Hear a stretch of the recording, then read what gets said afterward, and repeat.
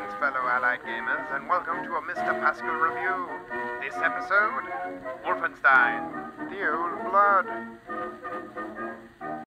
Wolfenstein: The New Order was one of the best games I played last year. Its rich world, over-the-top style, and fast-paced gunplay was second to none in a way shooters haven't been in a while.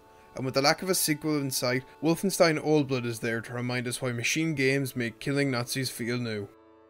The story takes place months before the events of New Order in two parts, with returning protagonist BJ Blazkowicz infiltrating a rebuilt Castle Wolfenstein to obtain the location of General Deathshead's base. Old Blood's story is pretty solid, and while its 5-hour length doesn't exactly lend itself well to the character development and pre-mission interactions in New Order, it's made up for in good dialogue between characters, as well as callbacks to other titles in the series, and excellent monologues the main character delivers.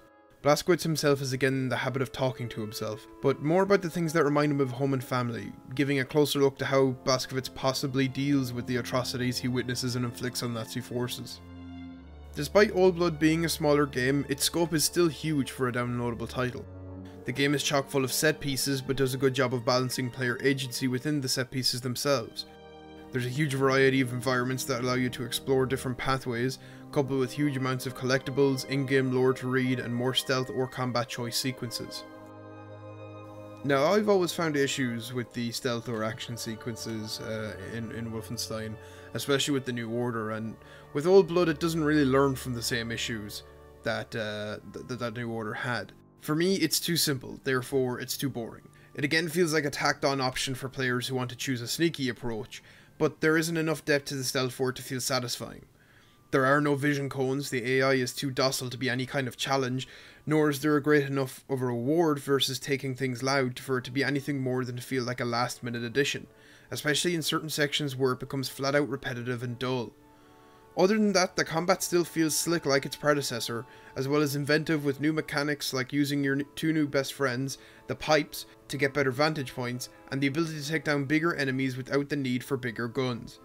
I think overall the new mechanics don't necessarily improve the game in any meaningful way, but are still adequate for what they try to do. The weapons in Old Blood are a somewhat mixed bag, especially if you're someone coming from the New Order. Returning weapons like the assault rifle still feel great to shoot, but the new old weapons feel exactly what they are: old. Being weapons from the 40s rather than the 60s, they obviously are inferior to the ones featured in the original game in retrospect, but they do the job just fine.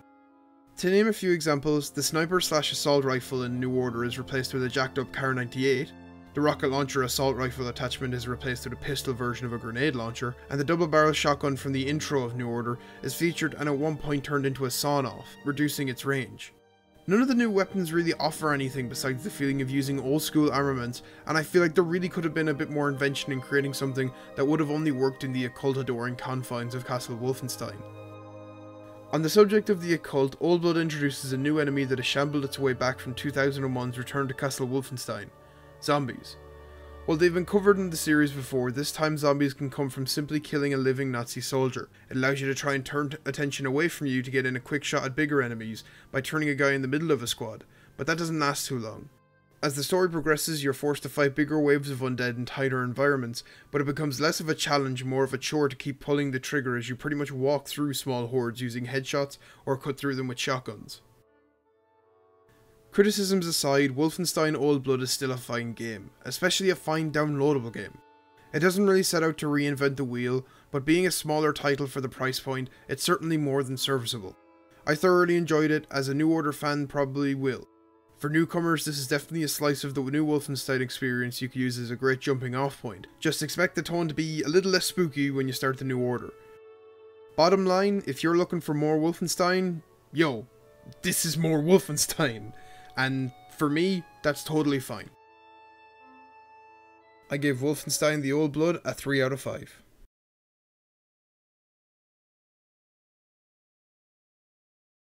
Hey everybody, thanks for watching. Put a good bit of work into this, try to get it out as quickly as possible.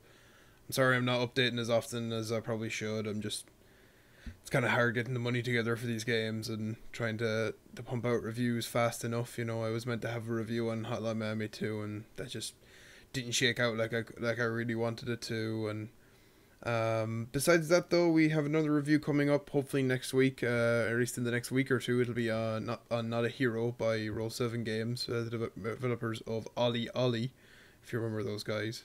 And yeah, thanks for watching. We'll see you later.